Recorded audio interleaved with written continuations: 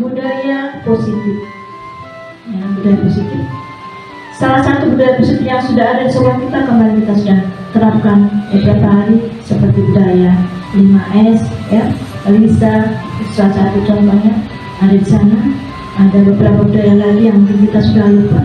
Mungkin ada beberapa bapak ibu guru yang baru masuk, ya, termasuk mungkin budaya yang ada di sini waktu datang itu belum kita perkenalkan. Nanti pada saatnya ini teman-teman bertiga akan menyampaikan apa budaya positif yang ada di sekolah kita. Terus apa yang menjadi inovasi baru dari teman kita bertiga dari calon guru penggerak yang ada angkatan 7. Mari sebentar kita sama-sama untuk melancarkan, yang mensukseskan sosialisasi ini sehingga apa yang mereka programkan bisa tercapai dengan baik. Saya sebagai pimpinan sangat mendukung program ini, dan saya berharap teman-teman yang menyusul pada angkatan-angkatan berikutnya. Nah teman-teman, untuk itu saya tidak berpanjang kata lagi, ya, tidak berpanjang kata lagi karena waktunya juga sudah siang. Saya minta apa yang nanti disampaikan oleh teman bertiga dari calon guru penggerak angkatan 7 ini bisa teman-teman ikuti dengan baik dan bisa diimplementasikan di kelas masing-masing. Itu saja yang saya sampaikan untuk siang hari ini. Terima kasih untuk perhatian kita semua. Selamat siang. Wassalamualaikum warahmatullahi wabarakatuh. Guru semua dan nama kepala sekolah, untuk materi yang pertama tentang budaya positif, yaitu tentang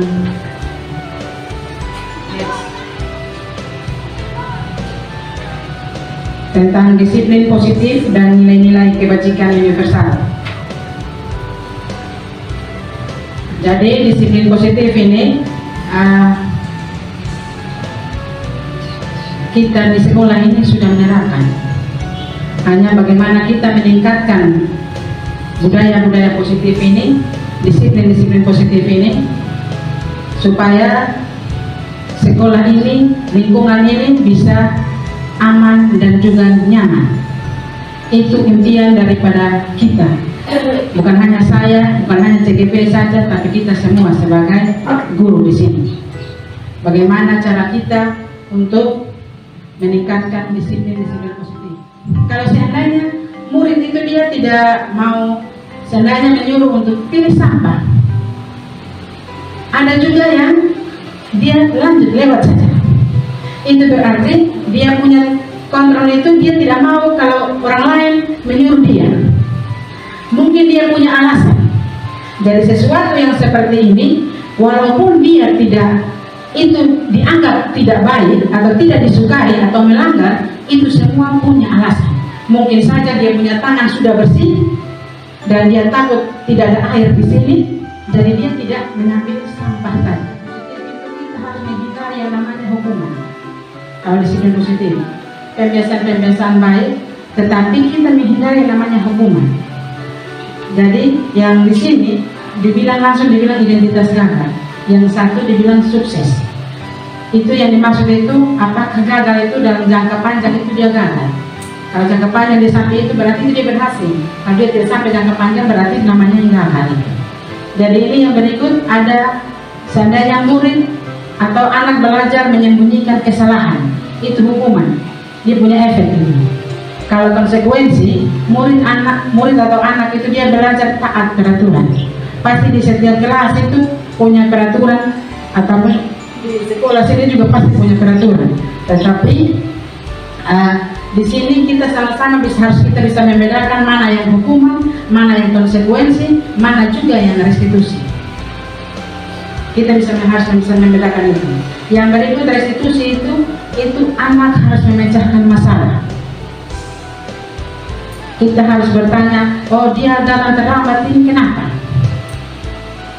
Oh kita tidak tahu. Pertama itu kita langsung hukum. Oh datang yang terlambat ini cuci kasih bersih toilet. Kalau konsekuensi sudah tahu, kalau terlambat buat apa? Kalau yang hukuman tadi itu dia punya hukuman itu langsung baru spontan saja. Tapi kalau konsekuensi, oh sudah tahu tuh kalau yang tidak taat atau yang datang terlambat dia punya hukuman apa? atau kita sepakat itu apa kalau ceramah. Kalau restitusi ditanya pilihan untuk menyadarkan dia, untuk dia bisa memecahkan masalah, untuk apa yang akan dia yakini dari nilai-nilai kebajikan tadi itu, supaya dia percaya dan memperkuat diri kenapa dia tidak boleh terlambat. Seperti itu. Itu kalau restitusi. Mungkin hanya ini yang dapat saya sampaikan, dua materi tadi. Semoga apa yang tadi saya sampaikan bisa bermanfaat untuk kita semua. Yang pertama tadi tentang nilai-nilai kebajikan, dan yang kedua tentang penghargaan, motivasi, hukuman, dan juga restitusi. Jadi nanti akan dilanjutkan oleh ibu berdua untuk di posisi prakteknya. Tetapi apa yang sudah saya sampaikan, saya minta maaf kalau ada kurangnya. Selamat siang. Wassalamualaikum warahmatullahi wabarakatuh. Sebelum saya masuk di materi berikutnya, Bismillahirrahmanirrahim. Assalamualaikum warahmatullahi wabarakatuh. Selamat siang. Ya, kayaknya ini sudah kurang semangat nih. Apa kabar guru-guru hebat SD Negeri Papela? Semangat, kreatif, inspiratif, luar biasa. Yes, yes, yes. Oke, luar biasa. Oke, terima kasih atas waktu dan kesempatannya. Baik, untuk materi selanjutnya yaitu yang pertama itu tentang keyakinan kelas.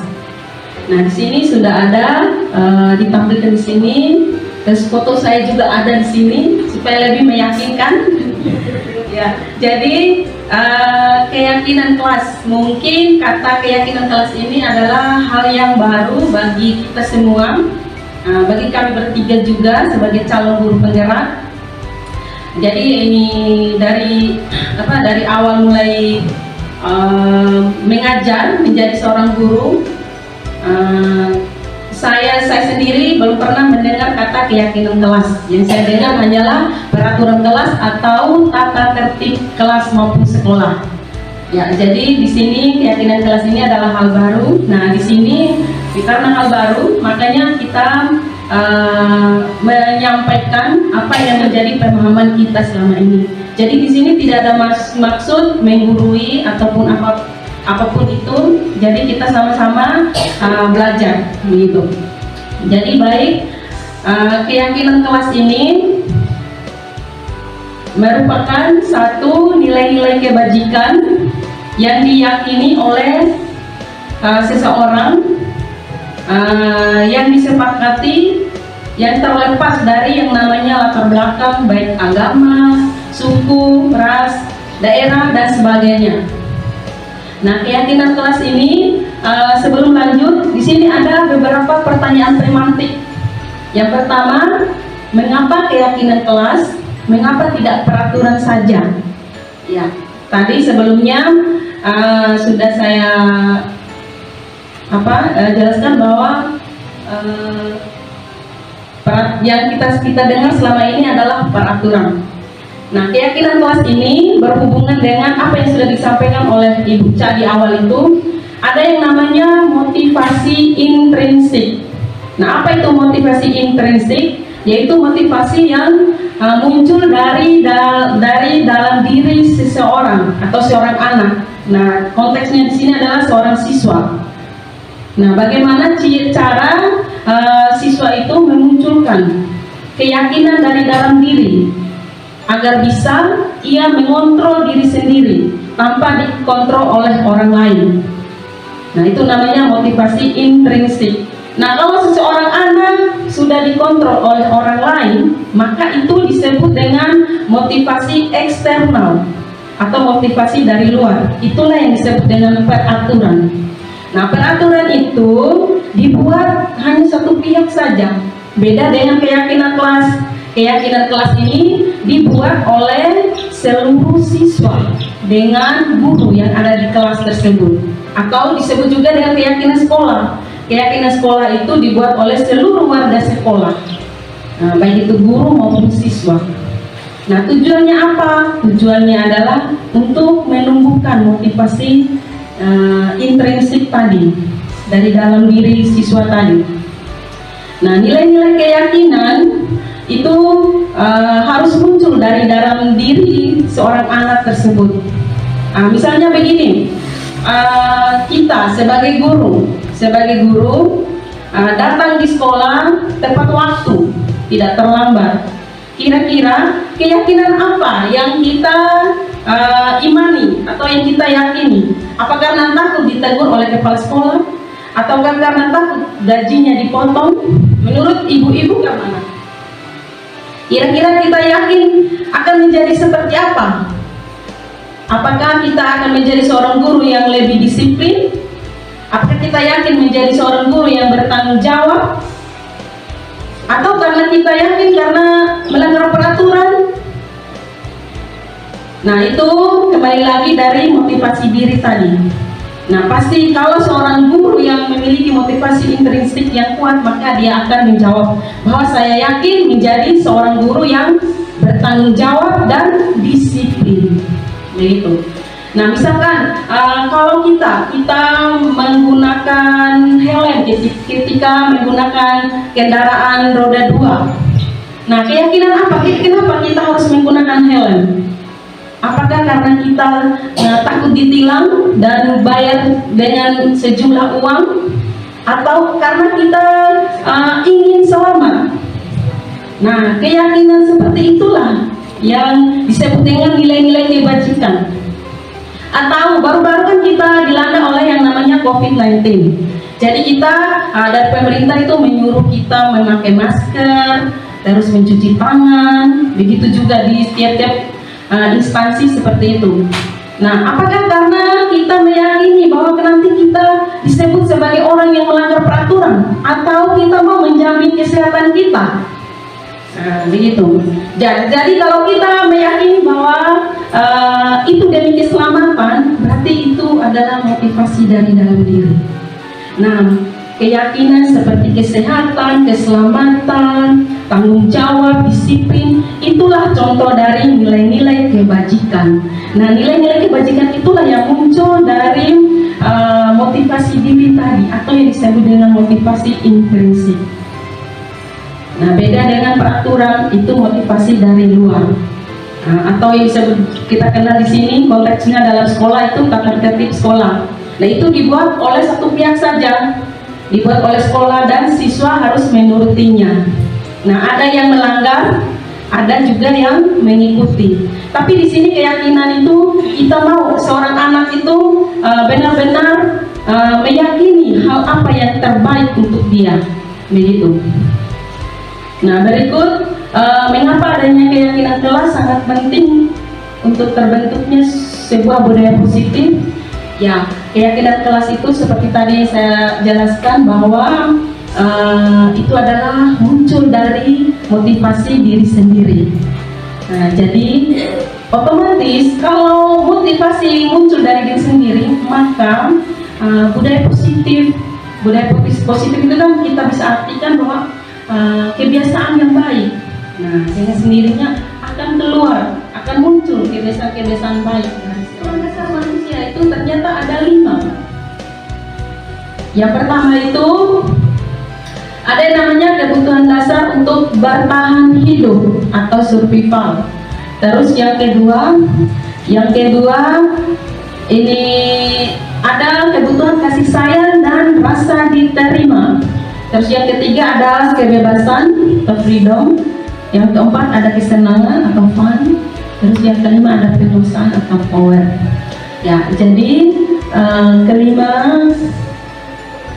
kelima kebutuhan dasar ini itu sebagai manusia kita pasti menginginkan semua kebutuhan itu harus terpenuhi. Begitu juga dengan seorang siswa. Nah, kebutuhan bertahan hidup ini contohnya kebutuhan akan makanan, akan rumah, akan kesehatan.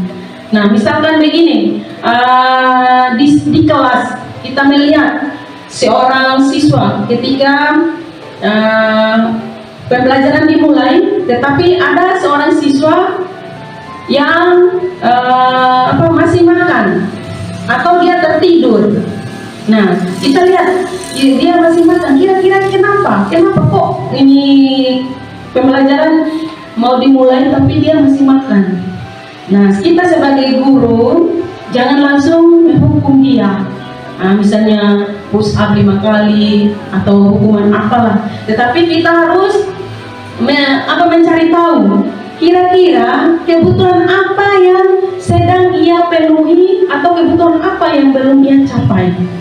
Nah, kita tanya, kenapa kok kamu ini bisa ini pas kegiatan pembelajaran baru makan? Nah, bisa jadi ya, saya lapar ibu, atau saya belum makan pagi ibu. Terus tadi saya bangunnya terlambat ibu, jadi buru-buru.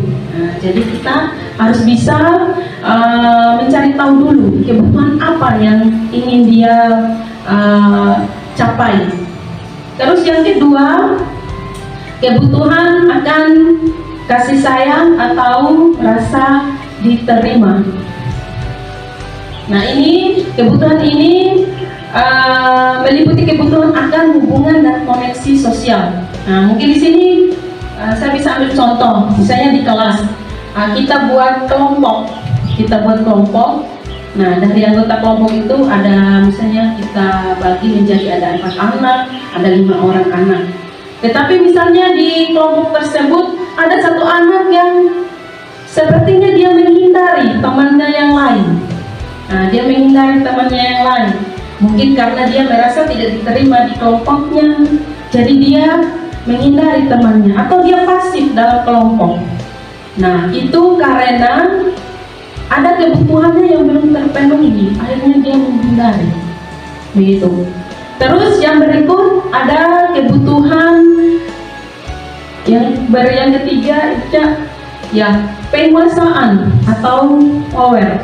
Nah, di sini penguasaan ini maksudnya ada sesuatu yang ingin diakui atas prestasi. Misalnya ada seorang anak yang suka sekali, misalnya dia senang sekali untuk pimpin di depan, supaya dia bisa diakui bahwa dia itu bisa, begitu. Nah, itu ada anak yang ketika misalnya pimpin apel di depan, dia mau maju, tapi seorang guru menyuruh orang lain. Nah, terkadang dia akan yang tadinya dia mau maju, tapi karena teman lainnya sudah ganti, maka anak tersebut akan berbuat hal yang lain. Nah, kenapa dia berbuat hal-hal yang lain? Karena kebutuhan dia akan penguasaannya tadi itu tidak terpenuhi. Nah, begitu. Jadi kita sebagai guru harus bisa mencari tahu hal tersebut. Begitu. Misalnya ada anak yang dia mau kepingin sekali kerja soal di depan papan, tapi guru melarang atau bagaimana, maka dia akan kecewa, maka dia akan berbuat hal yang lain. Itu karena kebutuhannya tidak terpenuhi pada penguasaan. Ya, yang berikut adalah kebebasan.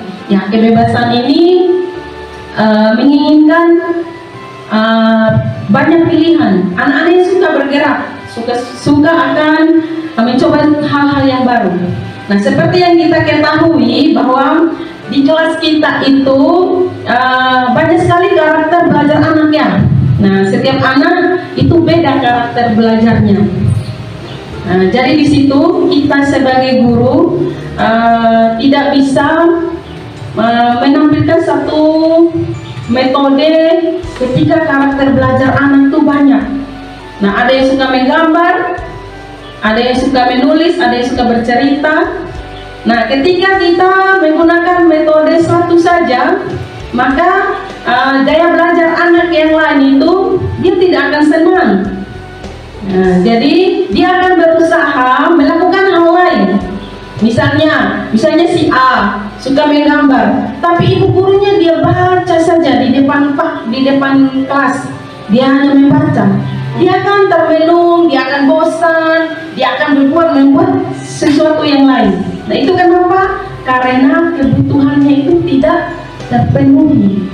Jadi kita sebagai guru harus bisa dalam belajar itu kita harus bisa membawa beberapa metode. Itu sebagai bentuk keberpihakan kita kepada murid atau yang disebut dengan pembelajaran berdiferensiasi. Nah, itu kita memahami segala macam kebutuhan anak, apa yang mereka butuhkan.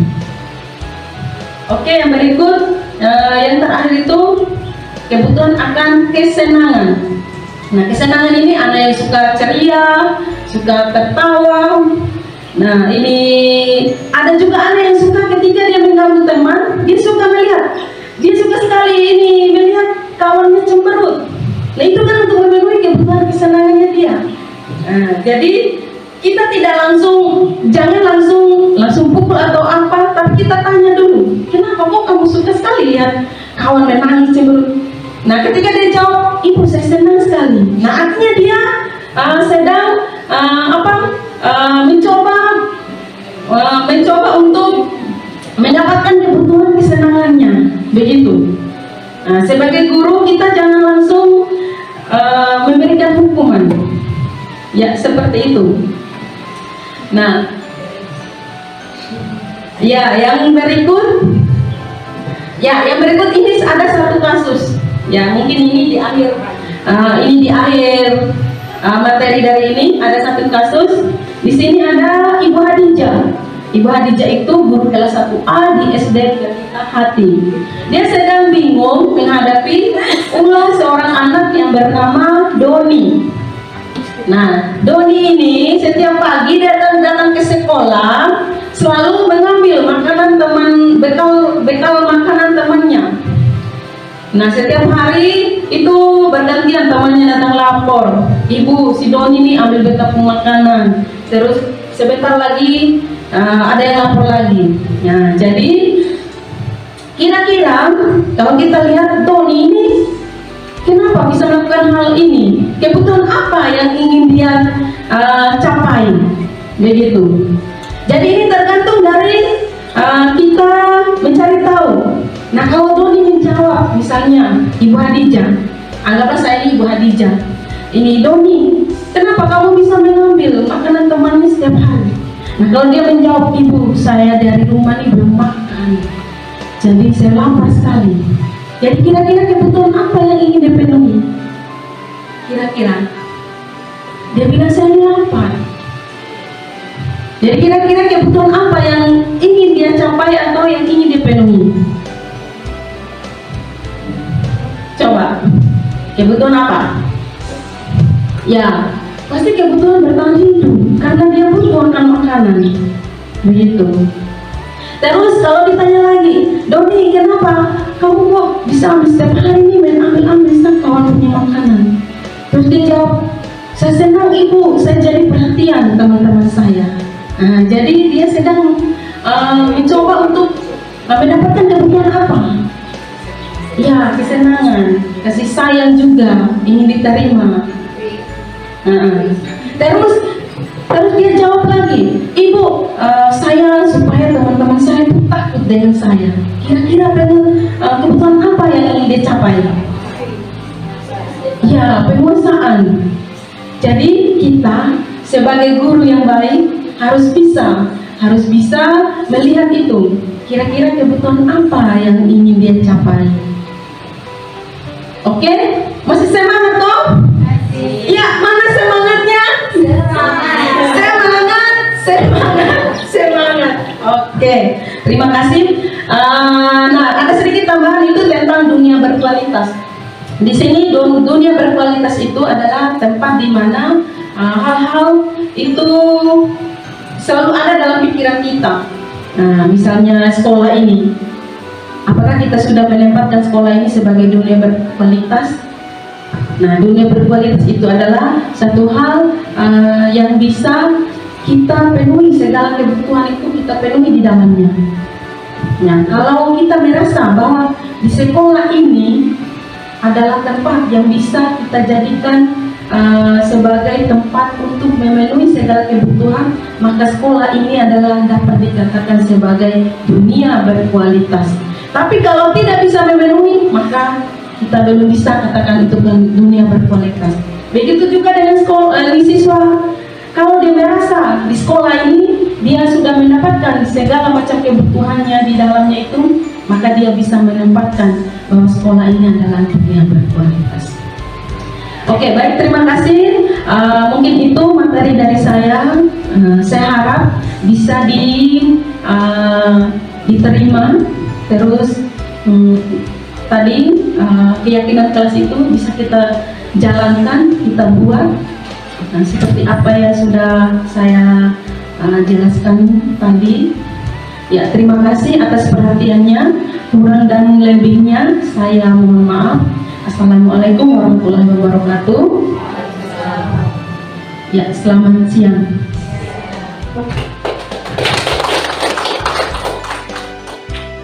Ya. Assalamualaikum warahmatullahi wabarakatuh. Selamat siang ibu-ibu hebat SD Negeri Papela. Selamat siang juga Mama Kep yang tersayang dan ibu guru yang terkasih. Ya, hari memang sudah siang, sudah panas juga, tapi semangat kita tidak boleh kalah ya, karena kita kalahkan rasa mengantuk ini adalah tempat kita mencari ilmu bersama-sama. Di sini kita akan belajar bersama-sama. Ya, ibu-ibu guru hebat, di sini kami bertiga tadi sudah menjelaskan tentang Ibu Cha membawakan 2 materi di awal, Ibu Su 2 materi di tengah, dan saya terakhir sebagai penutup. Di sini saya mungkin akan lebih singkat karena di sini hanya praktek-praktek yang ada pada lingkungan kita di sekolah. Baiklah rekan-rekan guru dan juga mama kepala sekolah, di sini saya akan menjelaskan tentang 5 posisi kontrol dan restitusi. Selanjutnya Ibu. Nah, di sini ada 5 posisi kontrol guru. Ada pertama sebagai penghukum, kedua pembuat rasa bersalah, ketiga teman, keempat posisi pemantau, dan kelima adalah sebagai manajer. Nah, saya mau tanya dulu, rekan-rekan guru, apakah ada di salah satu posisi kontrol ini atau lebih dari satu kita menempatkan posisi kontrol kita sebagai seorang guru? Pasti ada ya. Ada yang penghukum, pembuat rasa bersalah, pernah. Karena saya juga tidak pungkiri, saya pernah menjadi penghukum, menjadi pembuat rasa bersalah juga, menjadi teman juga, dan menjadi pemantau. Nah, yang sekarang ini paling terakhir menjadi manajer ini, saya sedang belajar mempraktekkan itu. Kita bersama-sama akan belajar di sini bagaimana posisi kita seorang guru, sebagai posisi kontrol seorang guru. Selanjutnya, nah di sini contoh penerapan 5 posisi kontrol seorang guru. Pertama, ini kasusnya murid datang terlambat ke sekolah. Nah, kalau kita sebagai seorang guru menjadi posisinya penghukum, kita akan berkata kepada murid ini, coba kamu hormat kepada bendera selama 1 jam. Itu hukuman yang akan diberikan kepada murid. Atau dengan wajah yang marah terus, mukanya tidak baik lagi, tidak ada senyuman, kamu terlambat, awas ya, Bapak Ibu hukum keliling berlari keliling sekolah selama 12 kali. Nah, itu posisi kita sebagai penghukum.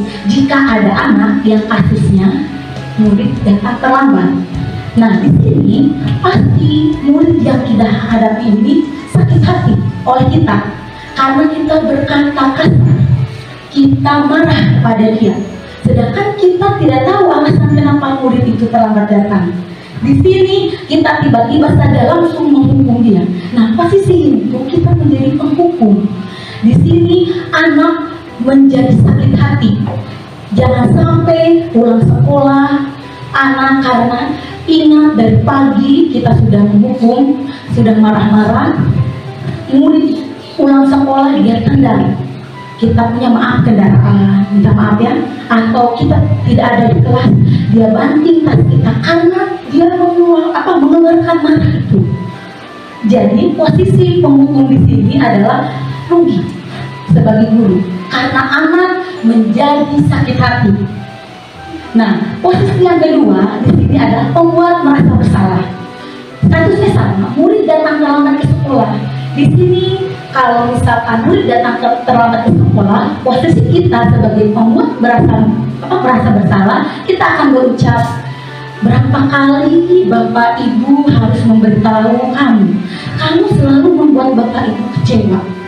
Nah, di sini kita sebagai seorang guru mengeluarkan kata-kata yang halus, tetapi membuat anak merasa dia, aduh, saya sudah berapa kali ini kecewa begitu. Gurunya kecewa, tapi murid lebih kecewa karena dengan perkataan guru saja dia sudah kecewa dengan perkataan guru ini. Di sini kalau kita menegur, posisinya menjadi pembuat merasa bersalah, anak itu akan merasa malu. Misalkan kita panggil di depan lapangan, lalu kita mengeluh kepada dia, ulang-ulang kamu terlambat terus, ulang-ulang ibu kecewa, ibu takut oleh kepala sekolah kalau kamu terlambat terus. Nah, murid akan merasa takut, ada rasa kecewa terhadap guru karena guru sudah mengatakan itu kecewa kepada murid. Ini sebagai posisi faktor guru membuat merasa bersalah. Selanjutnya di sini ada kasus sama, murid datang terlambat ke sekolah. Di sini kita sebagai posisi kontrol guru teman. Nah, di sini perkataan guru tuh ke anak sebagai teman. Jadi sebagai teman layaknya akrab mereka. Guru dengan murid itu akrab. Di sini kata-katanya, bagaimana sih kamu kemarin sudah janji tidak akan terlambat, sudah tidak apa-apa, guru sana. Jadi dia sebagai murid sudah akrab dengan guru itu. Jadi guru memposisikan teman kepada murid. Nah, ada dua hal yang bagus dan tidak bagus. Di sini memang murid akan akrab dengan guru kalau kita dijadikan posisi teman. Tapi ada juga jeleknya di saat yang piket, bukan misalkan Ibu Pele ini piket ya, jadi anak-anak terlambat datang, minta maaf ya Ibu Pele terlambat, jadi dibariskan di depan halaman. Nah, Ibu Pele langsung saya kemarin sudah ke kelas, tak bisa di sini untuk ikut misalkan berdiri di sini, sudah kembali saja biar nanti ibu yang atur. Nah, itu sebagai kawan, teman, kata-katanya begitu saking akrabnya. Nah, di sana anak merasa tenang, ada guru yang membela. Tetapi anak juga di saat nanti tergantung pada guru itu. Di saat guru itu tidak ada, dia akan merasa takut, minder dengan guru lain karena guru itu memposisikan sebagai teman. Nah, selanjutnya di sini adalah posisi pemantau. Posisi pemantau ini, kalau kita memposisikan guru sebagai pemantau, bila ada murid yang terlambat datang, kita akan berkata, kamu terlambat 15 menit. Apakah kamu sudah mengerti konsekuensi yang harus dilakukan bila terlambat? Di sini guru sebagai pemantau sudah tahu aturan-aturan yang ada di sekolah. Jadi beliau akan mengatakan kepada murid itu, masuk jam 7, kamu terlambat jam 15. Konsekuensinya kamu akan kena hukuman, yaitu hukumannya misalkan nanti pas jam istirahat kamu tidak boleh bermain, kamu harus menyelesaikan tugas yang terlambat itu karena datang terlambat. Nah, di sini murid ini dia akan tidak dimarahi, tidak terlalu guru itu memposisikan di pemantau ini tidak marah-marah. Dia emosinya ini sebagai guru hanya memberikan penjelasan bahwa kamu datang terlambat, ini loh konsekuensinya. Jadi tidak ada emosi di sini.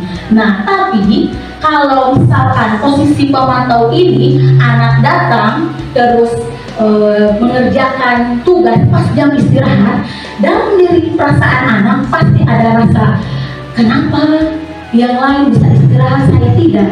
Jadi ada rasa itu nanti mereka akan mempertanyakan. Nah, kita mengerjakan tugas ini memang karena dihukum.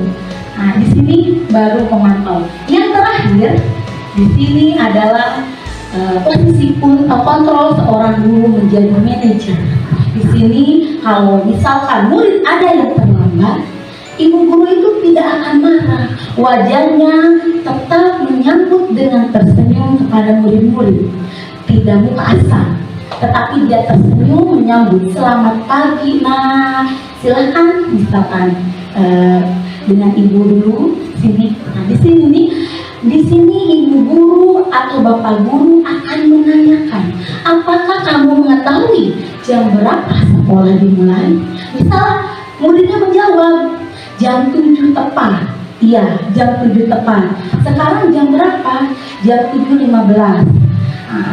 Nah, kenapa kamu bisa terlambat datang ke sekolah? Nah, itu murid itu akan menjelaskan, dan guru mendengarkan jawaban dari murid dari alasan kenapa dia terlambat. Murid ini akan menjelaskan apakah dia membantu dulu orang tuanya berjualan, atau bangun kesiangan, atau juga misalkan di jalan jatuhlah apalah, kita tidak tahu sebagai seorang guru. Tapi posisi manajer ini sebagai seorang guru menyapa dulu, tersenyum dulu, menanyakan kenapa alasan murid itu datang terlambat.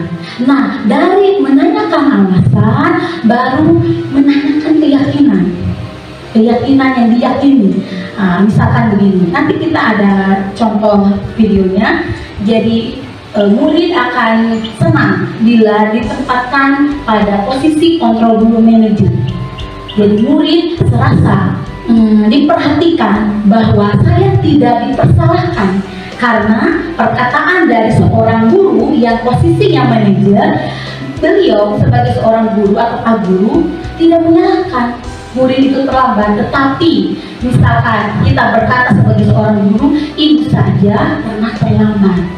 Tetapi untuk kedepannya supaya kita tidak terlambat, apa yang harus kamu lakukan? Pasti murid menjawab, saya akan bangun lebih awal. Jika alasannya terlambat karena bangun pagi kesiangan, atau misalkan karena membantu orang tua dulu. Jadi dia bisa menjawab bahwa nanti membantu orang tuanya sepulang sekolah. Nah, itu di sana adanya dialog antara ibu, bapak guru beserta murid, bukan menghakimi, bukan marah-marah.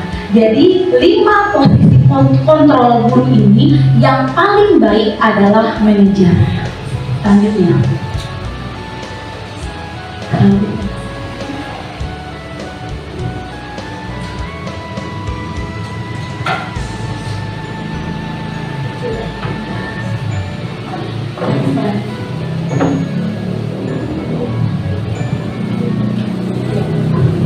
Oke, materi selanjutnya adalah restitusi. Restitusi adalah proses menciptakan kondisi bagi murid untuk memperbaiki kesalahan mereka sehingga mereka bisa kembali pada kelompok mereka dengan karakter yang lebih kuat. Ini menurut dosen 2004. Di sini melalui restitusi guru dapat membantu murid menjadi lebih memiliki tujuan, berdisiplin positif, serta memulihkan dirinya setelah berbuat salah. Yang kedua, membantu murid untuk jujur pada diri sendiri dan mengevaluasi dampak dari kesalahan yang dilakukan. Dan yang ketiga, memberikan penawaran bukan paksaan. Oke, selanjutnya. Nah, di sini ada segitiga restitusi. Next book. Di dalam segitiga restitusi, yang pertama adalah adanya menstabilkan identitas, di mana berdasarkan prinsip membuat kesalahan adalah bagian dari proses pembelajaran. Jadi, ibu-ibu yang hebat, misalkan anak ada berbuat salah kepada di sekolah, misalkan datang terlambat lah, tidak mengerjakan PR, jadi itu kita anggap sebagai proses pembelajaran, ya, proses pembelajaran. Di sini Kalau kita menstabilkan identitas itu, guru akan mengatakan kepada murid, membuat kesalahan itu wajar nak. Dengan kata-kata kita posisi sebagai manajer, kita akan berkata ke anak-anak yang salah itu bahwa membuat kesalahan itu wajar nak. Yang kedua, misalkan tidak ada manusia yang sempurna. Ibu saja sebagai guru tidak sempurna. Itu kata-kata dari menstabilkan identitas. Di saat anak mempunyai kesalahan, kita tidak langsung kamu misalkan lari karena terlambat, tidak. Kita akan berdialog. Itu namanya restitusi, berdialog dengan murid. Diajaklah murid untuk berdialog dan menanyakan, menstabilkan identitas ini. Jadi di sini bagian dari proses pembelajaran bahwa kesalahan itu. Yang selanjutnya, kata-kata yang diutarakan oleh guru itu, ibu bapak juga pernah melakukan kesalahan. Jadi kita sebagai guru juga menenangkan guru bahwa kita juga sebagai guru pernah melakukan kesalahan, supaya anak tidak jatuh dengan ketakutan dan kesalahan yang telah diperbuatnya. Di sini selanjutnya, bapak ibu tidak mau mencari siapa yang salah, tetapi ibu bapak ingin mencari solusi, gitu ya, solusi, dan kamu berhak merasa begitu. Misalkan anak ini kesiangan karena misalkan harus bantu orang tuanya dulu. Nah, kalau dia datang ke sekolah, kita langsung kasih marah, kita bentak-bentak, mereka akan sakit hati pertama. Kedua, mereka takut untuk berbicara, dia dampaknya panjang. Di dalam kelas, untuk menciptakan suasana kelas yang nyaman, yang asik, menyenangkan. Kalau pertama kita sudah marah, ibu-ibu, anak takut dengan kita, mohon maaf. Jadi usahakan kita di sini belajar bersama-sama. Ada budaya 5S kita terapkan kembali, bahwa anak misalkan ada yang datang terlambat, jangan dulu kita marahi. Kita panggil, kita dialog. Jangan sampai misalkan anak-anak berdampak nanti ke depannya bila kita marah kepada anak-anak, dia akan mengingat sepanjang hidupnya bahwa ibu, misalkan ibu Dewi ini suka marah-marah sampai dia umur 17, sampai dia menikah, dia dendam dengan ibu guru itu. Padahal tujuan kita itu mulia, mencerdaskan kehidupan bangsa.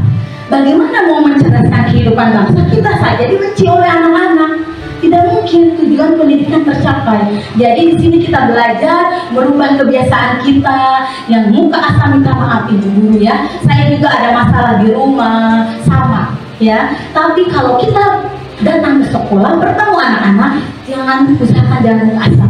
Saya di rumah kacau juga, mohon maaf. Dengan itu anak-anak lah, misalkan ada dengan suasana rumah yang kurang kondusif, tapi di depan kelas selamat pagi anak-anak, mereka tidak tahu kusut hati kita, tapi yang mereka tahu inilah Ibu Dewi yang selalu ceria menyambut kita.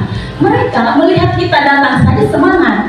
Pembelajaran yang rumit matematika di kelas, kalau kita senyum duluan, sudah menyapa anak-anak dengan baik, mereka akan, oh iya, saya harus belajar, saya harus mengikuti pembelajaran dengan Ibu Mirna misalkan, karena Ibu orang yang mengasihkan, Ibu orang yang asik. Nah itu menjadi motivasi juga untuk datang ke sekolah. Nah di sini selanjutnya yang kedua adalah dari segitiga restitusi itu, yang kedua ini adalah validasi tindakan yang salah. Jadi kalau anak datang melakukan kesalahan terlambat, di sini kita akan bertanya lagi kepada mereka. Kamu pasti punya alasan mengapa melakukan kesalahan itu. Jadi jangan sampai anak datang kita tidak tanya. Misalkan Ibu Mary tidak tanya lagi itu anaknya Ibu Mary, langsung saja kamu saya beri hukuman. Nah padahal anak itu terlambat ada alasan, membantu orang tua, bisa menjaga orang tua yang sakit. Nah kita perlu belajar itu. Yang kedua, misalkan ada kata-kata dari guru di sini, kamu patut bangga pada dirimu sendiri karena kamu telah melindungi sesuatu yang penting buatmu. Misalkan kesalahan ini nih, anak-anak misalkan ada anak murid di kelas ini berebut, minta maaf pensil, ballpoint, itu misalkan hak si A, pensil itu punya si A, punya anak A, tapi si B merebut. Nah si A ini kan mempertahankan misalkan. Nah kita jangan langsung marah dua-dua. Kita harus bilang dulu ke orang anak yang A ini, misalkan begini, kamu patut bangga pada dirimu berdiri karena kamu telah melindungi sesuatu yang penting buatmu. Di sini tuh kita bukan langsung mencari kesalahan, tapi mengkonfirmasi dulu. Nah, yang selanjutnya, kamu boleh mempertahankan sikap itu, tapi kamu harus menambahkan sikap yang baik. Misalkan, yang anak-anak ribut di kelas, biasa kita emosi ya, ibu guru. Saya juga kadang emosi. Kalau sudah panas, anak-anak bertengkar, ternyata sudah saya pelajari di CGP ini, kita tidak boleh marah. Sebisa mungkin di rumah marah-marah dengan anak, di sekolah senyum dengan anak murid. Itu yang memang pembelajaran, yang memang anak itu harus senang di sekolah, karena itu tujuan pendidikan kita. Nah, selanjutnya ibu saya. Oh iya, di sini video. Satu lagi ya. Ya, satu lagi adalah dalam segitiga restitusi itu ada menanyakan keyakinan. Menanyakan keyakinan ini berdasarkan prinsip teori kontrol, bahwa pada dasarnya kita termotivasi secara intrinsik. Nah, tadi sudah dijelaskan juga oleh Ibu Sum, ya, bagaimana membuat keyakinan di dalam kelas. Jadi kalau misalkan ada anak-anak yang terlambat tadi, Ibu Sum tadi sudah menjelaskan dengan jelas bahwa ada keyakinan kelas. Di sana tidak boleh ada kata jangan datang terlambat ya, atau misalkan kita ganti dengan kata-kata positif, datang tepat waktu. Ya, datang tepat waktu. Di saat anak tidak datang tepat waktu, kita tanyakan, apa keyakinan kamu? Apakah kita di kelas sudah ada keyakinan? Kalau dia misalkan kita buat awal semester tadi yang dijelaskan Ibu Sum membuat keyakinan kelas, di saat mereka melanggar, kita tanyakan kembali, apa yang menjadi keyakinan kita bersama di dalam kelas? Pasti yang terlambat itu akan menyatakan, saya datang terlambat tadi. Dan di kelas meyakini bahwa harus tepat waktu. Dia yakin tepat waktu, tapi tadi ada kesalahan. Nah, kita tanya itu, seperti apa gambaran sebuah kelas yang ideal menurut kamu? Kita tanyakan, di kelas ini mau seperti apa? Harus disiplin apa? Ya, keyakinan tadi kita tanyakan. Itu namanya menanyakan keyakinan. Nah, di sini terakhir, misalkan kamu ingin menjadi orang seperti apa? Tanyakan kepada anak kita. Jadi ini adalah runtutan segitiga restitusi. Untuk jelasnya ada video supaya kita menghadapi kasus itu harus bagaimana. Kita punya perkataan, kita punya solusi untuk menyelesaikan kasus-kasus anak murid kita. Ya, Ibu guru hebat. Di sini ada kasusnya anak ini membuang sampah sembarangan. Jadi lagi main asik dengan kawan-kawannya, lalu dia buang sampah keluar sembarangan di luar, tidak ada tong sampah. Kebetulan ini kasus itu menceritakan ibu guru sedang keluar dari satu kelas. Dua orang ini anak berjalan dan membuang sampahnya. Itu kasusnya. Jadi kita akan mendengarkan cara bagaimana kita menyelesaikan masalahnya.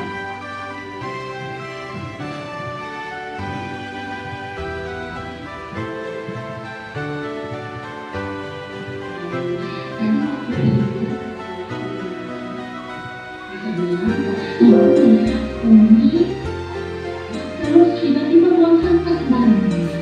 Betul tidak? Betul. Nah, di sini ibu bukan mau mencari kesalahan dia, karena setiap orang juga pernah melakukan kesalahan, pernah lupa, termasuk ibu Dewi juga pernah lupa sama kesalahan dia. Nah, di sini ibu mau menanyakan solusi yang sama. Ya.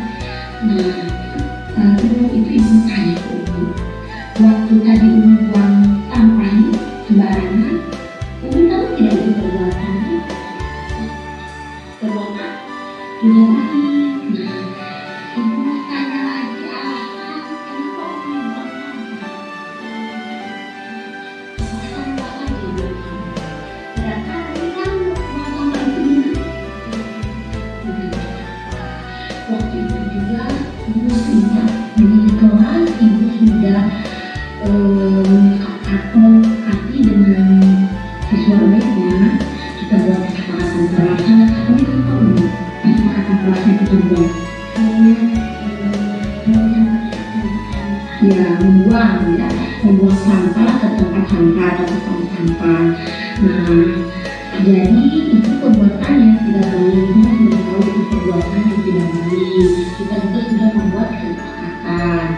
Nah, supaya kesepakatan di kelas kita kalau membuang sampah itu harus ke tempat sampah, Umi akan melakukannya lagi apa tidak ke depannya?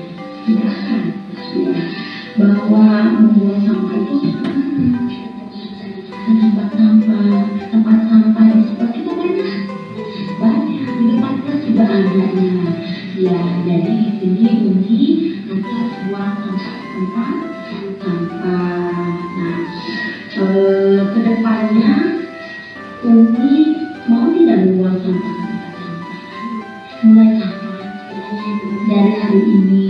Ya, mudah-mudahan Umi selalu ingat bahwa berbuat baik sampahnya itu adalah budaya baik itu adalah membuang sampah pada tempat sampah supaya lingkungan kita menjadi bersih, tidak banyak sampah. Oke, ini jadi Umi sudah siap melakukan budaya baik membuang sampah ke tempat sampah ya. Itu saja silakan Umi bertanya kembali ya. Terima kasih ya. Jadi teman-teman guru hebat, di sini kita tidak boleh menghakimi di mana anak takut kepada kita, sedangkan anak kan dengan berbagai macam permasalahan ya, ada yang disiplin, ada yang memang belum ada motivasi dari dalam dirinya, masih harus kita dorong.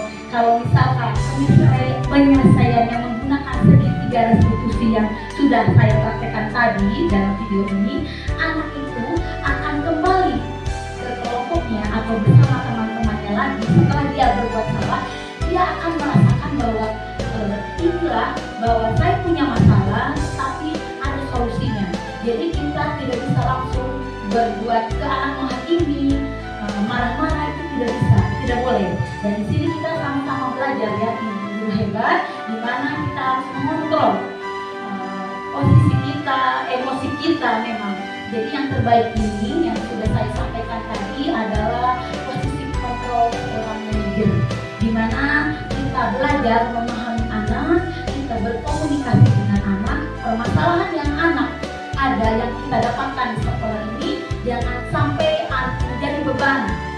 Anak malu dengan kesalahannya, anak dicemooh oleh teman-temannya, sehingga anak merasa minder di dalam kelas. Tetapi kalau misalkan anak berbuat salah, kita posisikan sebagai manajer dan menyelesaikan permasalahannya dengan segitiga restitusi tadi, insya Allah anak-anak akan mempunyai rasa percaya diri bahwa besoknya dia berjanji kepada kita tadi tidak akan melakukan lagi, tidak akan mengulangnya lagi, karena dia sudah ada motivasi intrinsik, dorongan dari dalam dirinya untuk berbuat. Misalkan kesalahan itu tidak akan saya ulangi lagi, saya sudah berbuat salah hari ini, besok ke depannya saya akan lebih baik.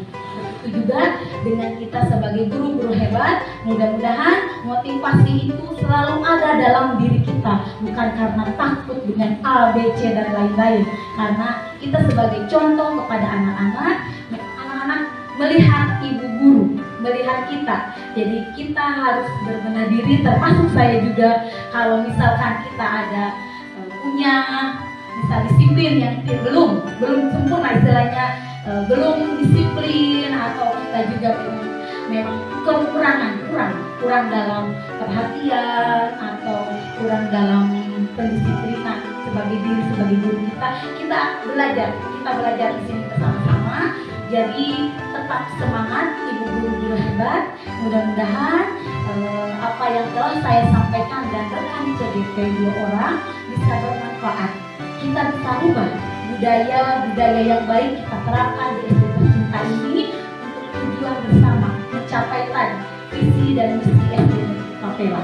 Mungkin sebagai penutup, dalam penerapan program disiplin positif, hendaknya guru memiliki standar kepribadian, profesional dan sosial yang baik, di mana guru mampu merefleksi pada posisi kontrolnya saat ini, bagaimana perjalanan dirinya sebagai seorang amo posisi manajer itu sendiri yang menuntun murid-murid menjadi insan yang mandiri, merdeka, dan bertanggung jawab. Sekian sosialisasi modul 1.4 budaya positif oleh calon guru penggerak angkatan 7 SD Negeri Papela. Mohon maaf atas kekurangannya. Wabillahi taufiq wal hidayah. Wassalamualaikum warahmatullahi wabarakatuh.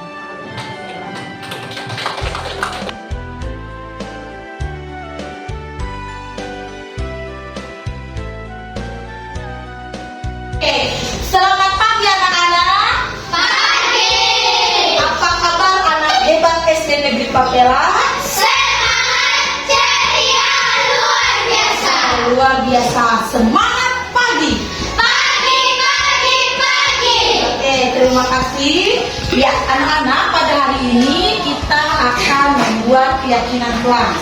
Keyakinan kelas itu adalah semacam peraturan yang ada di sekolah.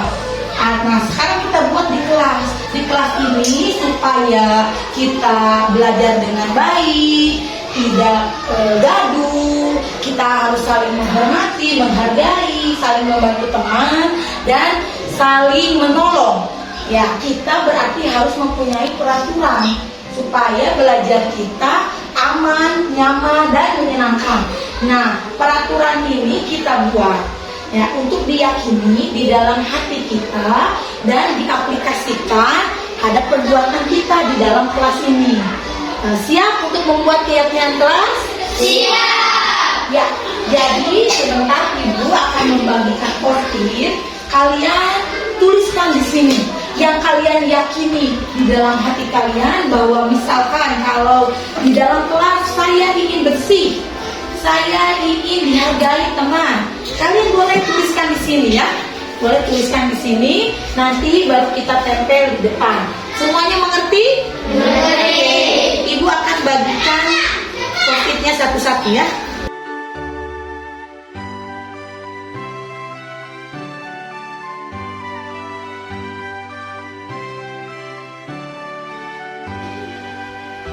Oke, sekarang coba kalian tuliskan apa yang kalian yakini untuk membuat keyakinan kelas ya. Semuanya menuliskan di post-it.